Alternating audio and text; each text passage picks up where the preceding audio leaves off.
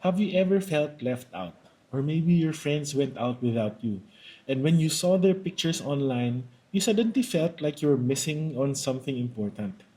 Or maybe a trend started, and even though it didn't matter to you, you felt this pressure to join in, just so you wouldn't be the only one left behind. Hi, my name is Denmark from Servants of the Living God community in Ormoc City. Welcome to Pathways of Hope. This feeling is what we call FOMO, or fear of missing out. And let's be honest, today's generation struggles with it more than ever. Social media makes us feel like if we're not doing what everyone else is doing, we're somehow falling behind. But sometimes FOMO isn't just about missing on an event. It's about the choices we make. It's about the pressure to fit in or to be liked or to be accepted. Sometimes at the cost of our own values and our faith. In Mark chapter 6 verses 14 to 29, we see someone who had his own FOMO, King Herod.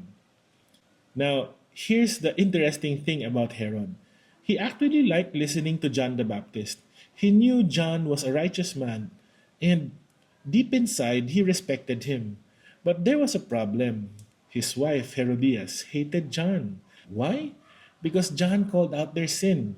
He told them the truth, and she didn't like that. So, to please his wife, Herod had John imprisoned. But even then, he was still hesitant to harm him. Then came Herod's birthday party, a big celebration, important guests, powerful people all watching. Herod's stepdaughter performed a dance that pleased him, and in the heat of the moment, he made a rash promise. Ask me for anything, and I'll give it to you, even half my kingdom. So she went to her mother, and Herodias saw her chance.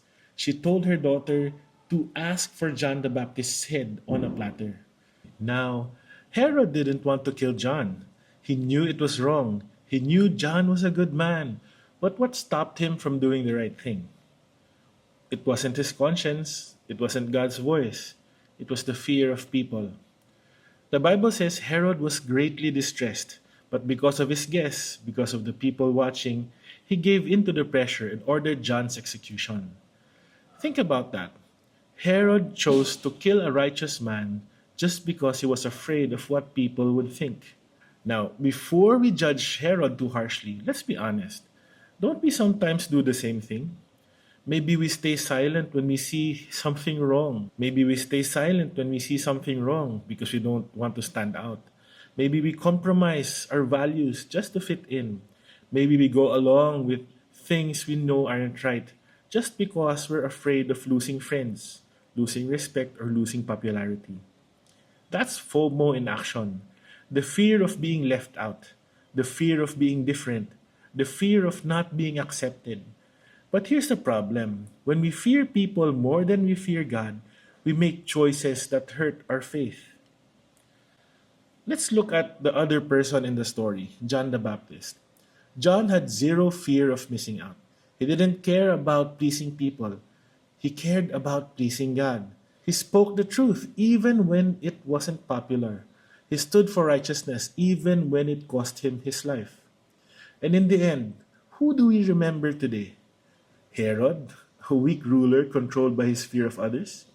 Or John, a man who stood for truth no matter the cost? The reality is, FOMO makes us slaves to people's opinions, but the fear of God brings freedom. So, how do we overcome the pressure to conform? Here are three things to remember. One, seek God's approval first. Before making a decision, ask, am I doing this for God or for people? True security comes from knowing you are right with God, not from social validation. Number two, be courageous in faith. Standing for Christ won't always be popular, but it will always be worth it. Don't be afraid to say no when something goes against your faith. Number three, surround yourself with the right people.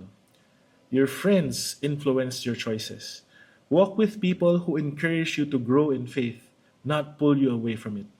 At the end of the day, it's not the world's approval that matters, it's God's. So the next time you feel pressured to compromise your faith, Change who you are or follow the crowd? Ask yourself, am I afraid of missing out on the world? Or am I afraid of missing out on God's plan for my life? Because in the end, what does it profit a person to gain the whole world but to lose their soul? Choose faithfulness over FOMO. Choose God over approval because in the end, only His opinion matters. As you have your prayer time today, please consider this question for your reflection. Where in my life have I been making choices based on fear of people rather than the fear of God? I hope you have been blessed by today's reflection. My name is Denmark of the Servants of the Living God community in Ormoc City. Thank you and have a blessed day.